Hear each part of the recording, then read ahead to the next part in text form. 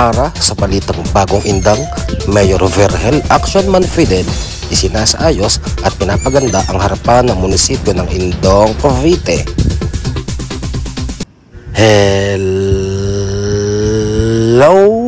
mga kapaps at mga kamoms, kumusta na kayong lahat diyan? Magandang buhay! Nakung mga kapaps at mga kamoms, kapansin-pansin ang sinasagawang pag-aayos at papapaganda nitong harapan ng munisipyo ng bayan ng Indong, Cavite dahil sa inisyatiba ng buting mayor ng bayan ito na si Mayor Vergel Actionman Fidel. Samantala, malamang ay mahigit 10 taon nang nakatayo itong bagong munisipyo ng Indong, Cavite. Ngunit ngayon sa bagong indang sa pamumuno ni Mayor Vergel Fidel ay kanya itong pinalinis, pinataminan ng puno para maging mas maayos at mas maganda na kaaya-aya sa paningin ng mga bumibisita sa ating bayan. Marami pa ang isasaayos sa bagong indang.